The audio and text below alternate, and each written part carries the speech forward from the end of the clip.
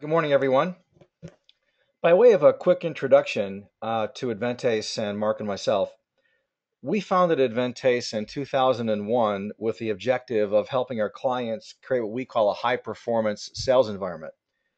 And we do this through our holistic methodology supporting CRM and various change management services. Since that founding, we've had strong and steady growth to the point where we've built a global team delivering our services in 11 languages to over 600 clients on a worldwide basis. And based on metrics that we track with our clients, a couple of which we'll share with you today, in fact, they normally achieve a minimum of a 2-to-1 performance improvement. In fact, one of the ways that our clients do that is through today's topic, how you as managers can help your salespeople win more opportunities through effective opportunity assessment. So let's dive in.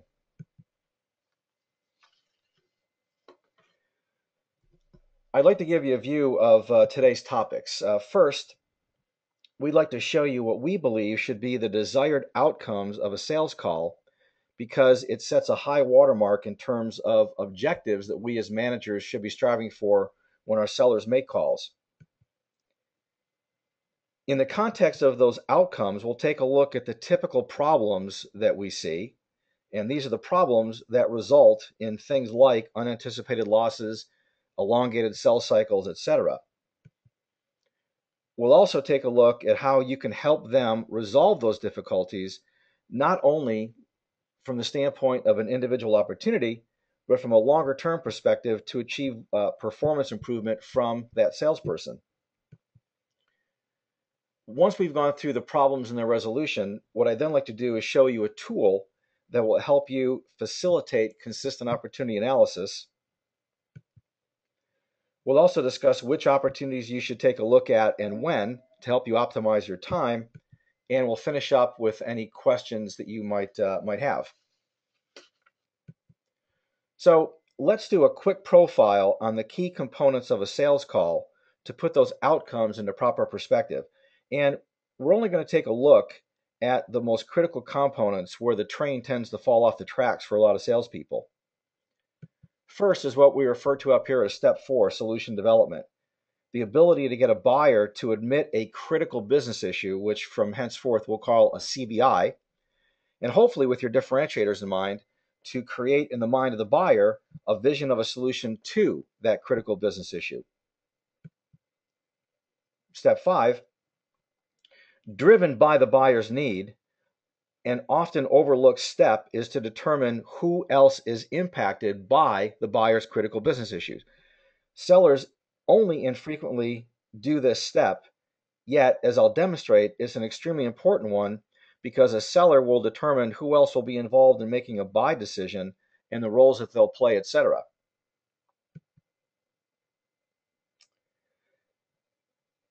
Determining who else is impacted also puts us in a position to determine the buyer's power level. And in a bit, we'll review the concept called a power line.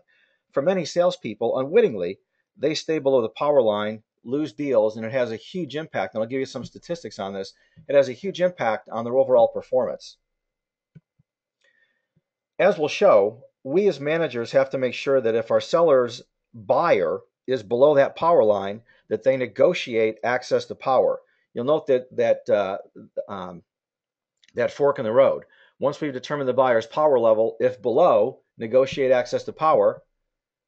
If above the power line, we'll show you how to help your salespeople utilize something called an action plan with that power buyer to spell out the sequence of events leading to a buy decision. So, in fact, those are, here's a summary of the various outcomes that we'd like our salespeople to achieve. And what we'll do now is take a look at typical problems with each one of these areas and show you how you can help your salespeople resolve them. So first, identification of the CBI. A key question that we as managers want to have answered is the critical business issue that's been identified significant enough to drive a sales cycle to conclusion? And there's a couple of problems that we typically see with this. One is that the seller really didn't identify a critical business issue, or a very common problem, the seller has identified symptoms. That puts you as a manager in a position where you really don't know if there's enough pain to cause change, i.e., enough pain to cause the buyer ultimately to buy from your salesperson to resolve their critical business issue. So what I like to focus on is how you can help your salespeople drill down to get to the real critical business issue. I'd like to give you an example from a client of ours, and they sell services related to computer disaster recovery. And a seller came back from a sales call and told his manager that the CBI confronting the IT director of a major bank was an outdated disaster recovery plan. Now, on the surface, this may seem okay, but in reviewing their opportunities, what we found was that they had many opportunities that were languishing at this stage. In essence, there was a much bigger underlying issue that needed to be resolved. And by digging deeper, they were able to uncover that issue. And what I'd like to do is give you an example question that you as a manager can use to help your salespeople in turn go back to the buyer to drill down more deeply and get that critical issue identified. And to make this sort of simple and automatic, what you can ask is, okay, well, what do you think the impact is on the buyer's business due to, and then you simply insert what they think the CBI is, in this case, an outdated disaster recovery plan. Now, along with this question, you can help the seller identify associated questions. Since this is a bank, what would the impact be, for example, if your customers couldn't do online banking for a couple of days or get access to ATMs during an outage? A question that some salespeople like to ask, really a sort of a nuance to this, to the first one, is what bad thing could happen due to the fact that you don't have a disaster recovery plan? At any rate, these drill down questions were able to help this seller and others get to the real critical business issue. A 2-day outage impacting critical applications could cost $75 million. Now, compare that critical business issue to an outdated disaster recovery plan, and you get the feel for what drilling down can lead you to. And by the way, that $75 million did not include bad publicity, ill will, etc., that they could have gotten from the customers. So once you've been able to help them get to the real CBI, now it's time to move on to a clear definition of the solution. So the most common problem that we see out there is that salespeople tend to pitch product. For example, in the situation I just mentioned, the buyer says, we have an outdated disaster recovery plan. And how many times do we find that salespeople come back and they say, well, I asked the seller if they simply needed an updated disaster recovery plan. Now, when we were helping this client do opportunity analysis, a sales manager shared with us that she attended a sales meeting with one of her sellers, and when the buyer said, we have an outdated disaster recovery plan, the seller said, so you needed an updated disaster recovery plan from us? And the buyer's response was, now I'm simply giving you a quote here for effect, the buyer's response was, well, no shit, Sherlock. So if the buyer doesn't say that, they certainly may think it. So if you're going to ask a buyer to spend time, effort, and money, they need to be able to clearly envision a solution to their problem. And here's a method that we found brings great clarity to the situation. And we call this the ETA method. And you'll notice the subtitle says, use when proposing a capability. Just by way of definition, and this will be a little more, you'll see why this is a little important later. When we refer to a solution to us is nothing more than the sum of the capabilities that the buyer needs. So the ETA method is designed to help a salesperson improve the way that they ask a buyer about a capability. So ETA means event, target, action. And here's what we mean by event target action. The idea is that the seller should propose a realistic situation or event, a plausible emergency that in today's world would result in the CBI. The target refers to someone in the buyer's organization who should take action in the event this problem occurs. And the action, of course, describes what action should be taken to address and resolve the CBI. Now, since about 90% of humankind tends to be visual, these action statements should be very specific and visual. And here's an example. So the buyer says, we have an outdated recovery plan. We'd want the seller to come back and say something like, okay, Mr. IT Director, when a major disaster occurs, would it help if you, as the director, could have access to an off-site hardened facility with a real-time mirror image of your critical applications, with the ability to detect an outage and take over processing without loss of any transactions? If you had that kind of capability, would you be able to circumvent the potential of a $75 million loss? So these statements are much more specific, really much more honed to your differentiators, and give the buyer a true vision of a solution to their problem.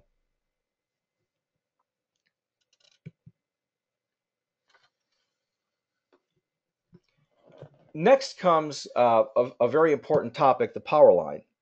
And before proceeding with our power line assessment, the assumption here is that the seller has in fact created a clear and specific vision of a solution to a problem. It's that vision of a solution that gives the salesperson the pass-go card, if you will, to open up this line of questioning. And let me explain this slide. So if we take a look at a simple hierarchical organization in any buyer organization, we describe something called a power line. And in this power line assessment, there are two types of buyers. Buyers who are below the power line don't have the power to buy, shield the seller from above the power line buyers, and in effect, that blue power line ends up, for many salespeople, becoming a glass ceiling that they can't get beyond. On the other hand, a buyer who is above the power line views the solution as an investment in their business. They have the power to buy, or at minimum, play a key participatory role in the decision.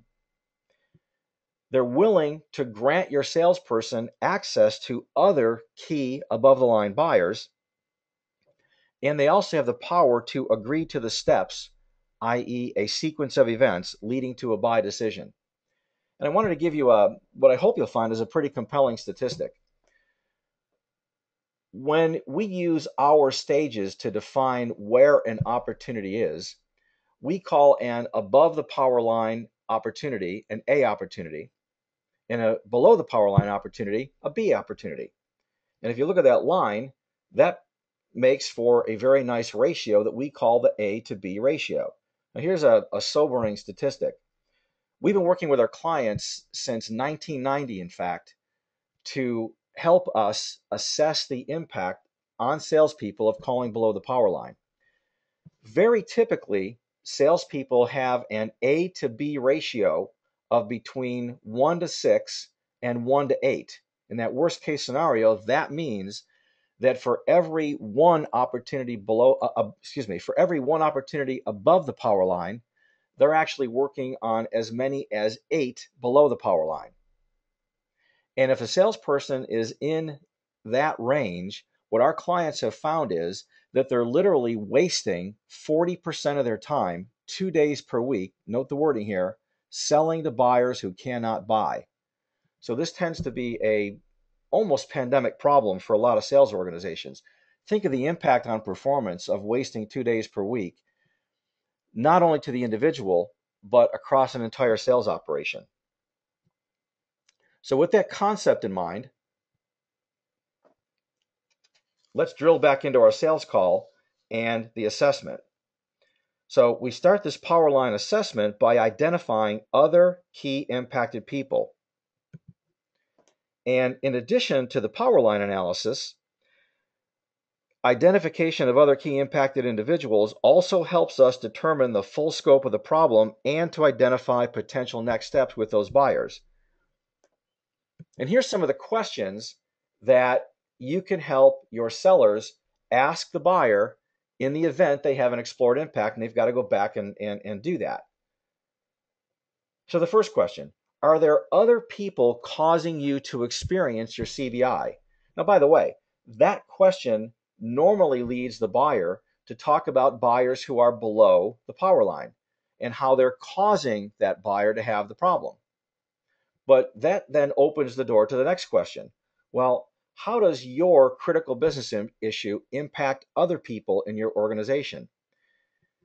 That line of questioning should ultimately lead your salesperson, and frankly the buyer in many instances, to understand peers of the buyer who they are impacting and also people above them who they are impacting.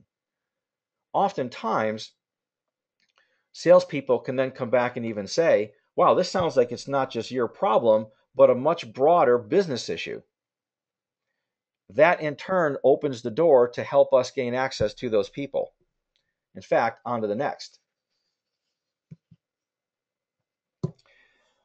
I wanted to share with you a tool that we call an impact tree.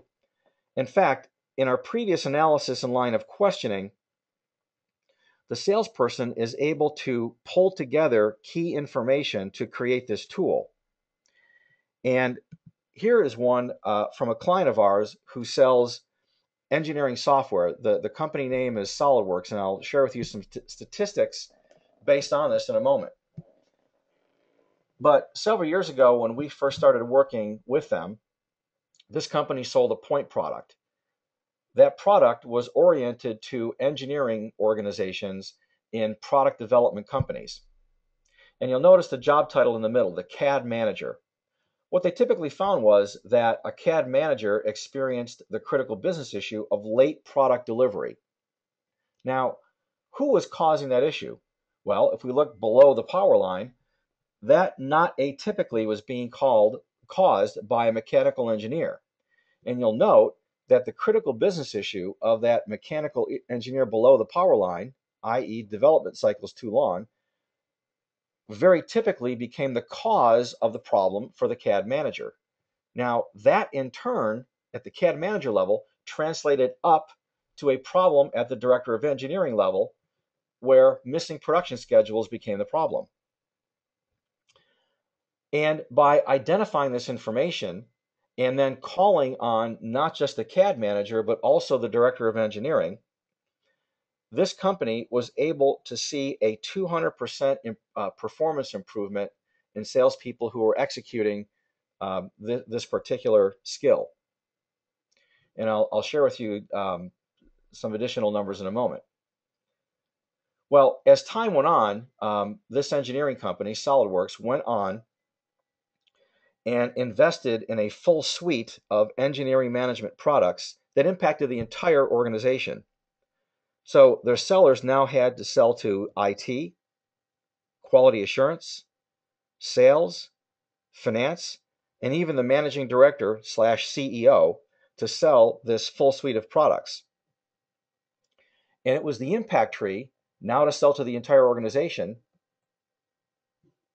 that helped them not only conduct more effective sales calls, but also to better pull together a buying committee and help them understand why each one of them should say yes. And the emerging statistics now are showing that in selling this full product suite, their salespeople are gaining a 600% performance improvement and a 30-fold increase in the overall value of these multi-product sales.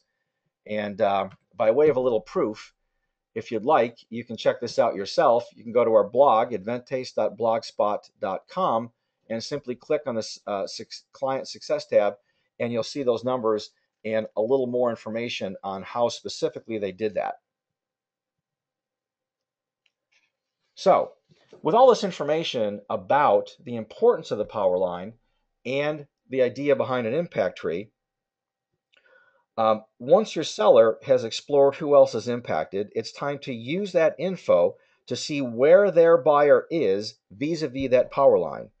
And to do so, they should ask, okay, well, now that we understand who all these other impacted individuals are, who might be involved in making a decision, and how will the decision be made? If necessary, the seller should even ask, if there's any doubt, what role would you play in making that decision?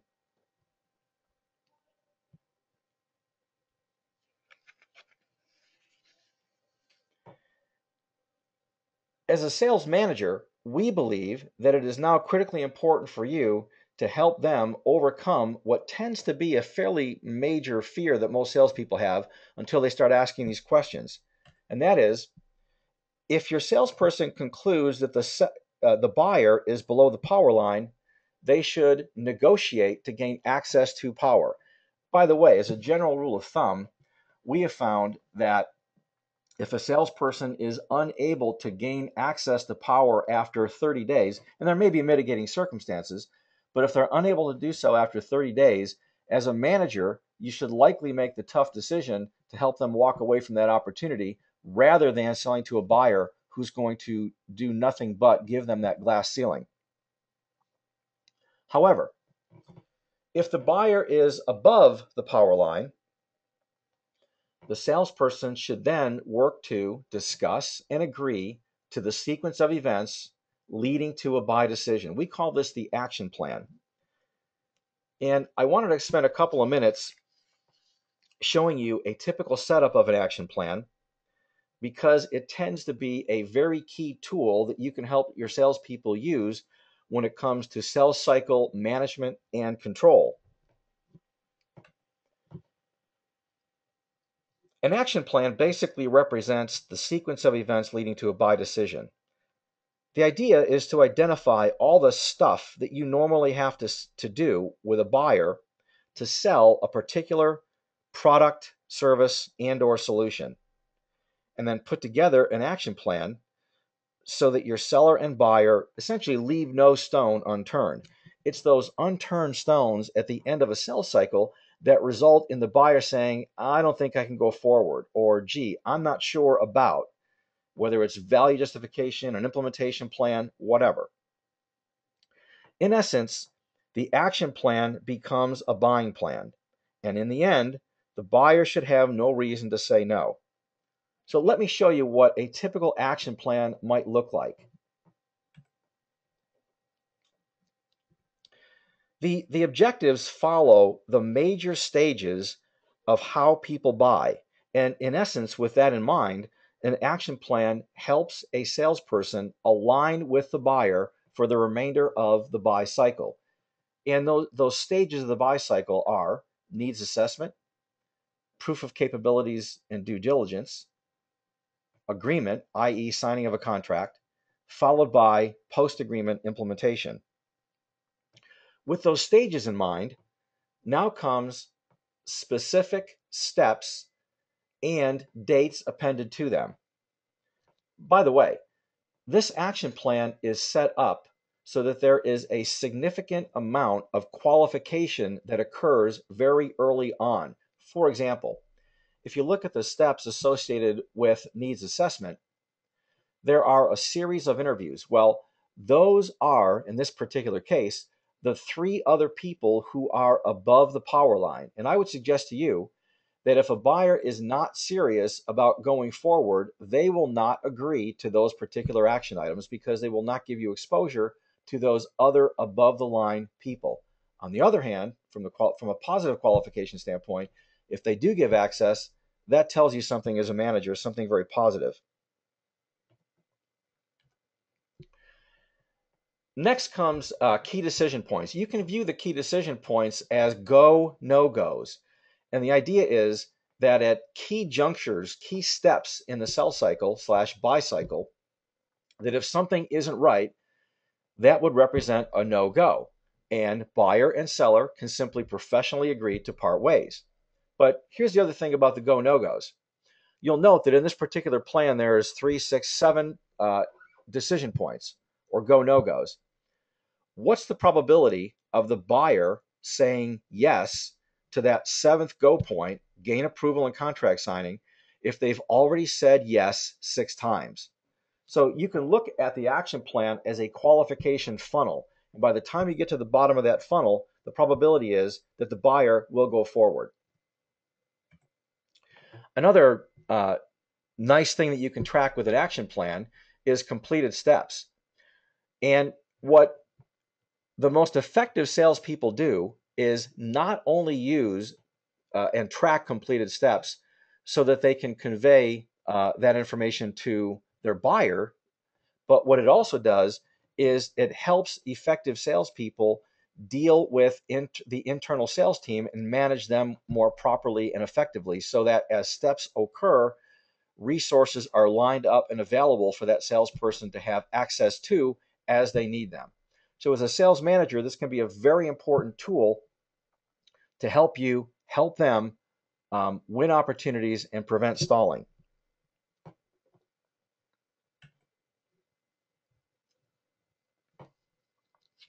So here's some of the benefits that we think you can achieve by helping your salespeople build and execute those action plans. I'd encourage you to get them to use them.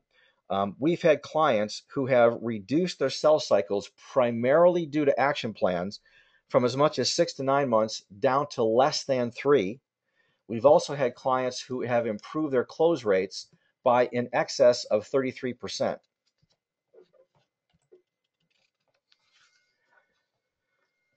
So let me walk you now through a tool that you can use to help you consistently help with your opportunity analysis. This tool is called the Opportunity Analyzer.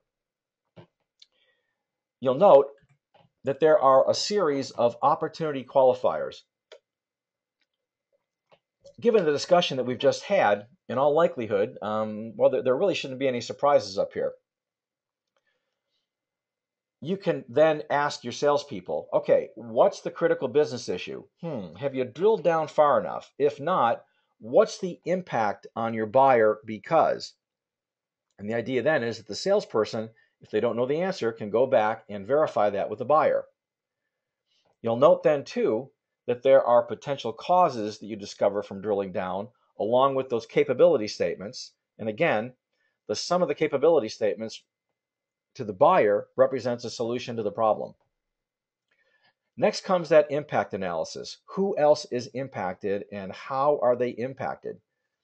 Which in turn should then put you in a position to help your salesperson discern if the buyer is below the power line, and if so, you can then discuss the method of proof in return to gain access to power.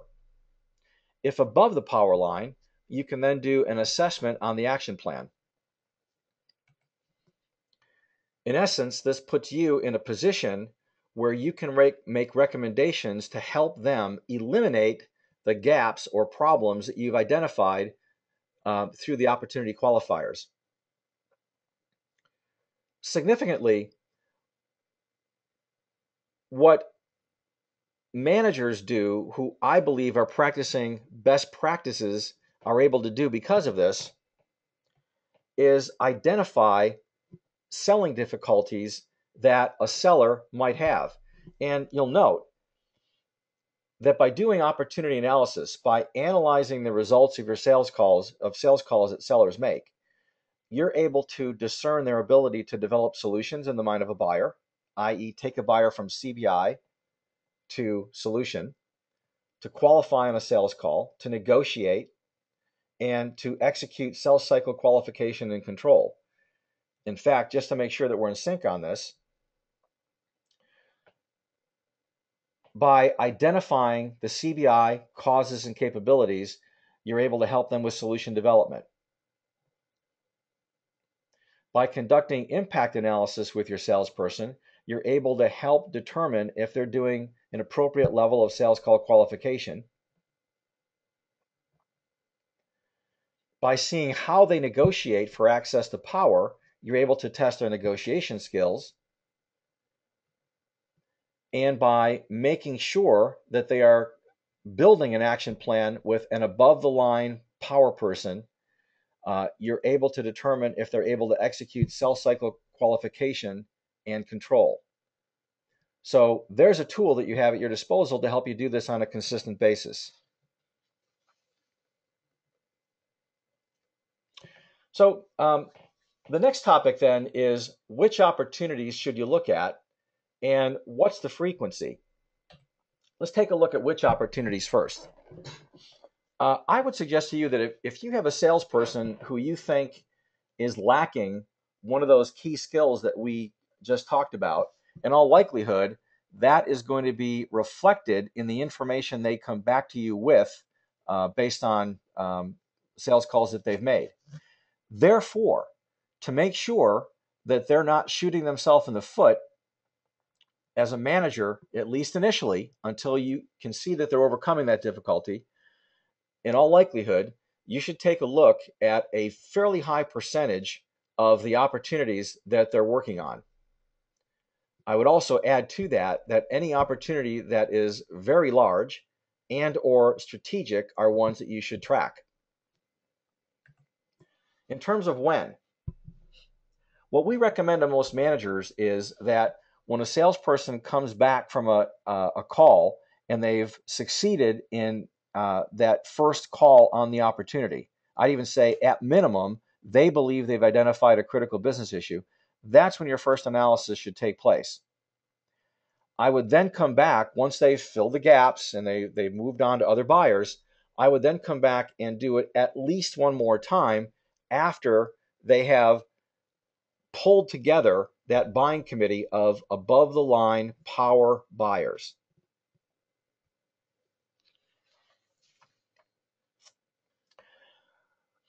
So at the bottom of this slide, I showed you some successes that our clients have achieved by doing opportunity analysis.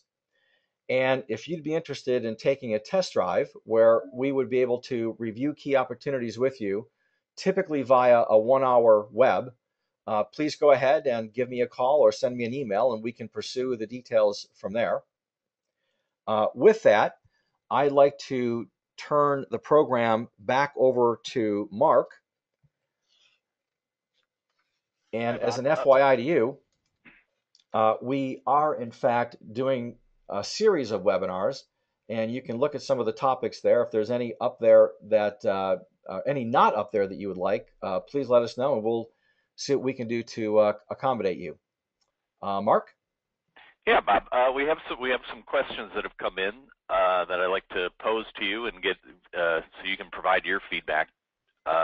One of the ones that a number of people in one form or fashion had asked are, what are the pros or cons of conducting these assessments at team meetings versus one-on-ones? Well, there's boy, great question. I think there's benefits to both, but let's look at the one that tends to be more difficult for salespeople, and that is doing it in a group. And we've actually done this many times.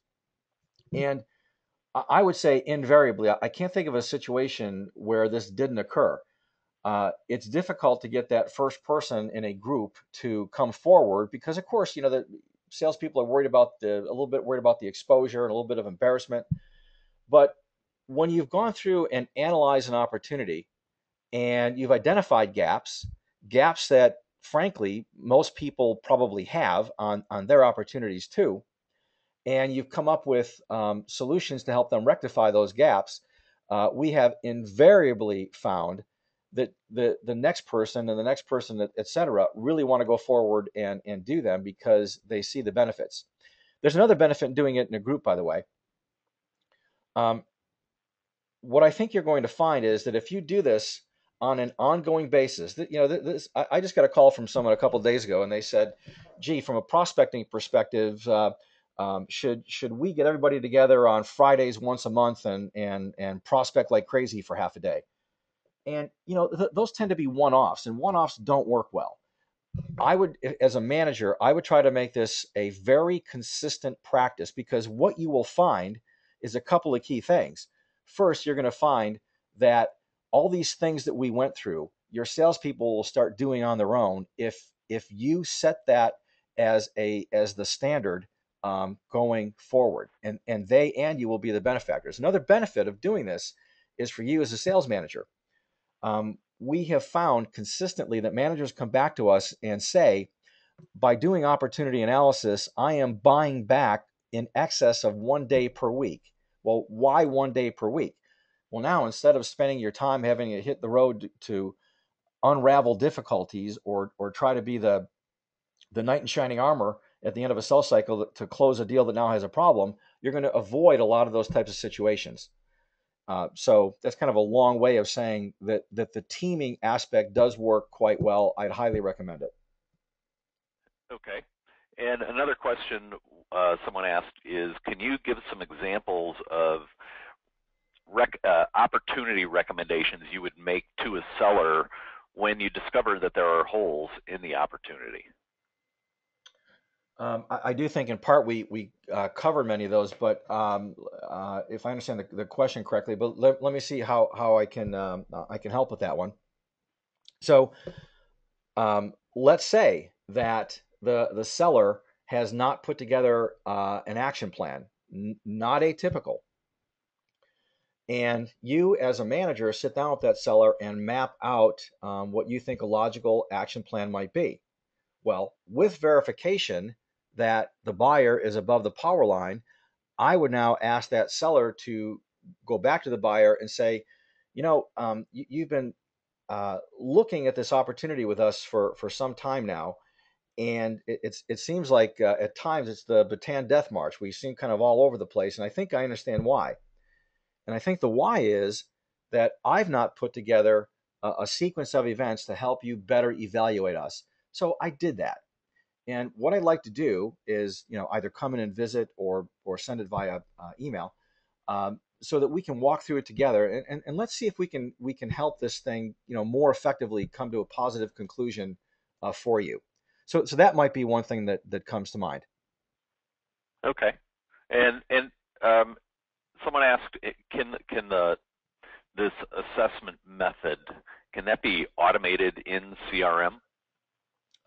We have many clients that have automated it into their CRM, and we do in fact have a CRM that does this also. And if you'd like any more info on that, we're happy to discuss it with you. Okay. And then another, would you suggest that there should be a different assessment process for hunters versus farmers, or new business versus renewal or recurring business? No, I wouldn't. Let's take a look at certainly for the hunters out there. I would highly recommend you as a manager to do this opportunity analysis.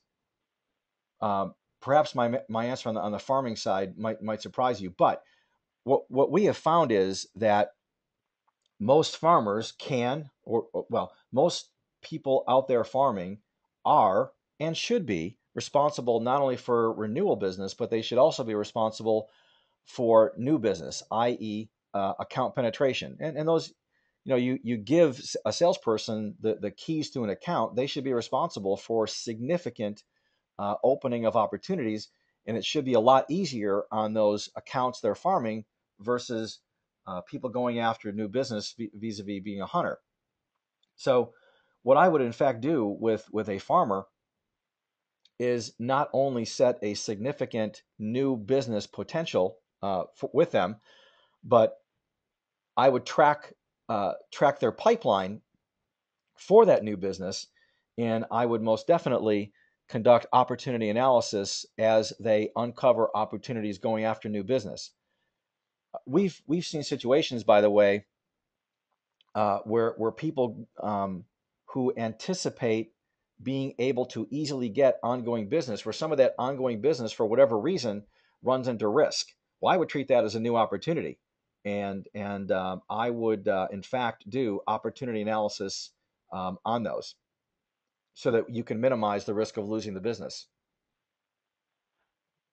Okay. And another one is, someone asked, can you discuss how the principles would change in a partner or channel sales model versus a direct sales model? Oh, great question.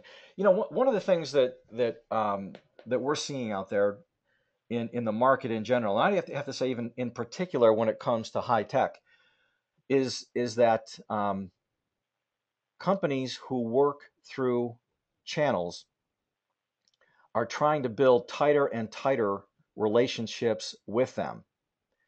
And in fact, because of the importance of the channel, I would strive to have my channel managers conduct opportunity analysis, if possible, with my channel partners, and I would even try to make sure that the sales manager from the channel partner was there.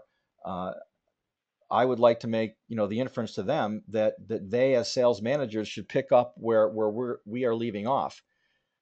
We have a global client who sells almost exclusively through channel. In fact, the last couple of years they've put together a global account management team, but their channel partners get credit for all sales that take place on a global basis. And they, in fact, manage their channel partners very closely. It's not to the degree that they're employees, but it's also not far from that. And we do see that as a growing um, situation in the marketplace today. And I would therefore strive to conduct these analyses with them. All right, great. And then I think the last question so far that we have is when conducting the assessments, do you see more issues generally, or do your clients see more issues generally with when they're doing the assessment with junior or newbie salespeople versus senior salespeople? Well, new salespeople, I think, in some respects, are the easier to manage to opportunity analysis because they're new, and I think there's a greater level of willingness, and there also, in many instances, may be a greater need because they are new and they're adapting to, let's say, a solution sale method, for example, or they're really learning much more about your products, solutions, services, etc., and they're grappling with dealing with different buyers and the problems they have, and dealing with the delivery of those capability statements, etc. So with new people, I think it's essential to do that. The trickier can be the senior people, because there's a hesitance or resistance on the part of senior salespeople to want a manager to do this. What I see managers do there is they've kind of done a post facto analysis on opportunities that stalled or opportunities that were, well, if you will, a surprise loss. And by identifying yourself as a manager where you think that loss occurred, that then puts you in a position where you can go back and do a post facto with that senior salesperson. And once you've shown them, uh, with all the logic that we just went through today, what they may have done to turn that, that then opens the door to say, okay, there's a couple of current opportunities that I'm a little bit worried about when I look at my knowledge of where you are with that.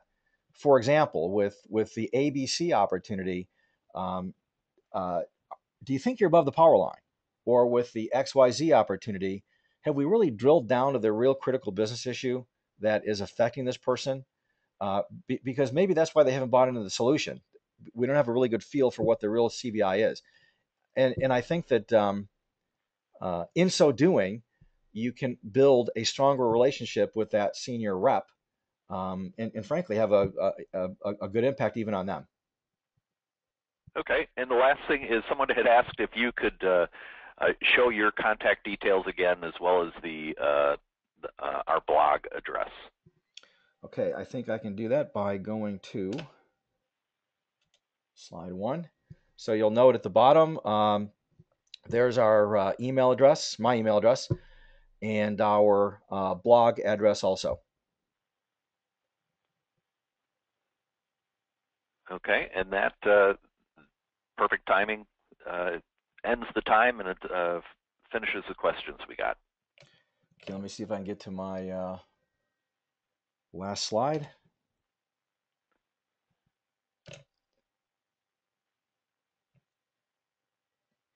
So we simply want to end by saying thank you. Hope you found this beneficial.